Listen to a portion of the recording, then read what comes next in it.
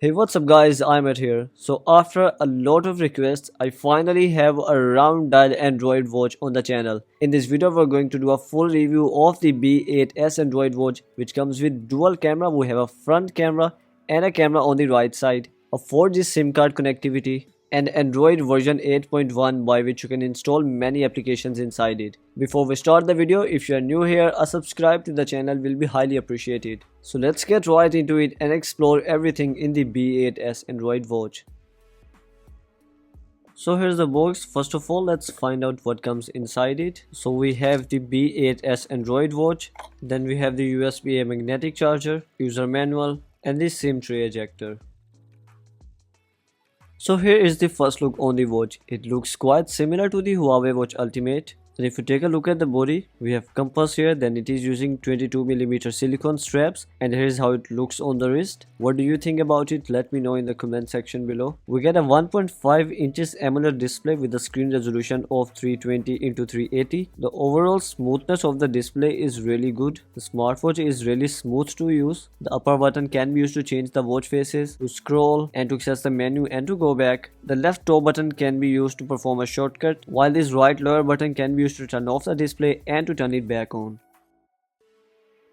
And if you talk a bit about the UI, it comes with many watch faces inside it. It has many pointer dial watch faces, and almost all of the watch faces are animated, and whichever watch face you use first, it will show a clock animation, and after that it will start to show some animation in the watch face. For example, here is the seconds hand animation, and after that you can see the mechanical watch animation here. Just like this, we have the animation here. So almost all of the watch faces are quite fancy. And one thing that I really like is that the smartwatch also comes with the lock watch face option. So even if you use the crown key accidentally, it won't change the watch face. This watch does not come with a dial market, but you can use your own picture from the gallery as a watch face. So you can either click pictures or download pictures from the browser, and then on this watch face you can press and hold and then tap on the settings icon and choose the downloaded picture and set it as the custom watch face. Then it also has many menu styles.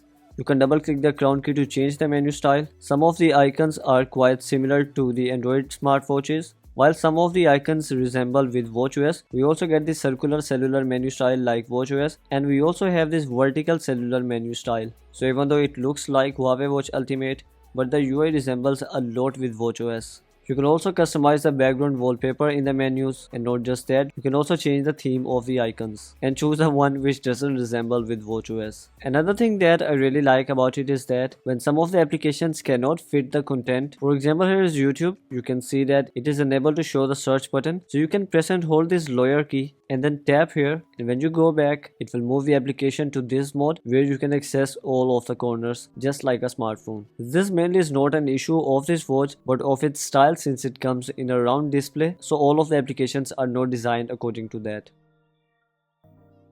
After that we have two cameras here. So if you go to the camera application, here is the front facing camera, and if you tap here it will switch to this camera on the right side. So because of this it can be used for many purposes. So I'm gonna click a picture using it. Overall the camera quality is really good. It is differentiating all of the objects. I have a light at the back, but it is not adding extra exposure to my face, because of which everything is looking clear. I'm gonna click a picture, then I'm gonna record a video. So currently I'm recording a video to test the microphone and the speaker of this Android watch. So let's end it now. I'm gonna go to gallery and play it.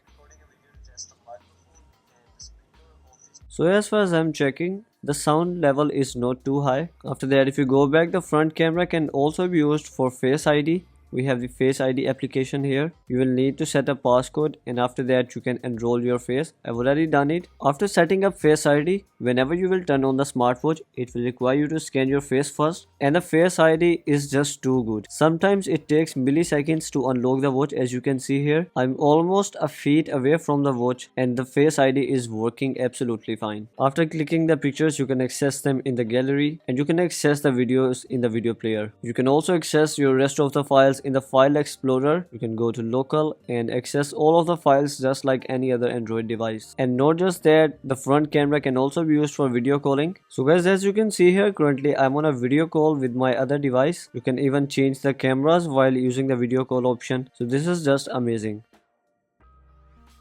After that, as it's a cellular watch, so you can also use SIM card in it. So the SIM tray is located right here. You can use your nails or use the SIM card ejector tool provided in the box. It supports 4G network connectivity, and I've listed all of the frequency bands supported by it. Currently, the SIM network only supports Europe and Asian networks, while in rest of the areas, you can use the Wi-Fi connectivity option. So it has detected the network without even restarting the watch, and as you can see here that it is now showing 4G network connectivity. After inserting the SIM card, just like any Android smartphone, you can make calls directly from it, and just like this, you can also receive calls on it, and it can also receive text messages. But do remember that it's an Android watch and it cannot connect with a smartphone, and it cannot receive Bluetooth calls and push notifications. It's an Android watch and you can download all of the applications directly on it to use them and get notifications from them.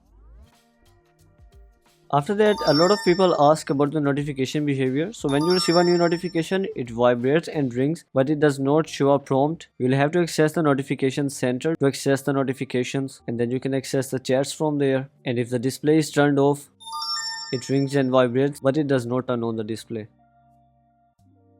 Talking more about connectivity, if we go to settings, we also get the Wi-Fi connectivity here, and overall the Wi-Fi is working quite well on it. It is able to detect almost all of the networks detected by my smartphone, and overall the speed is also good. Then we have the mobile network option that I already showed you, and it also has the voice over LTE option. Then we have hotspot and tethering option. It has USB tethering, USB PC internet share. Then we also get Wi-Fi hotspot option, so you can also share your internet connection over Wi-Fi. And in the end, we also have Bluetooth tethering option. You can also put the smartwatch on airplane mode, and we also get Bluetooth in it. So using Bluetooth, you can also connect with your wireless earphones, and you can also transfer or receive data from it.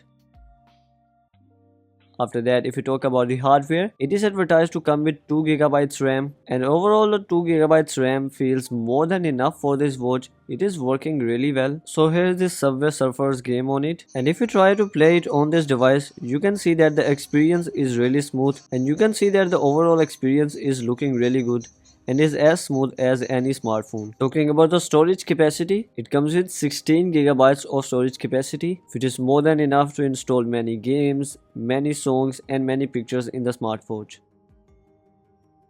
The smartwatch is running Android version 8.1.0. So Android 8.1.0 adds many functionalities in this watch. First of all, you can access the Play Store and download all of your favorite applications in it. As far as I've checked, almost all of the main applications are supported. I've installed YouTube, TikTok, we have Facebook, WhatsApp, WhatsApp Business, Instagram and many applications like this.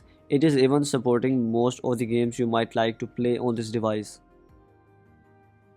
Other than that, the smartwatch also comes with GPS inside it, and you can choose the high accuracy option to use GPS, Wi-Fi and mobile networks to determine the location. It also offers the location services offered by Google to take more advantage of GPS inside it. You can also install Google Maps in it and follow the routes easily while wearing the smartwatch on your wrist.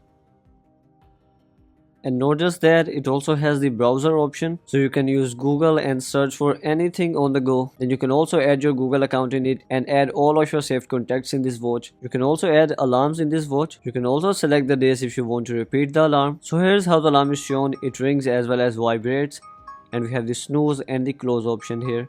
So you can swipe like this. It does come with the stopwatch application, but unlike the other Android watches, whenever you quit the stopwatch, it resets it. So this is a big thing missing in it. After that, we have timer. So I'm gonna set a timer for 1 second, and when the timer ends, it starts to ring. Then we have the music player application, so you can store all of your songs in it. You can transfer the songs to it using Bluetooth, or you can use applications like ShareIt and Zapier, and you can also download the songs directly in it. And not just that, you can also install applications like Spotify to play your favorite songs in it. It also comes with the sound recorder. Then we have the calendar, and I really like the calendar UI in it. Then we also have calculator, using which you can perform the basic functionalities like multiplication, division, subtraction and addition. As far as I've checked, it does not have the scientific functions. So these were all of the Android related applications.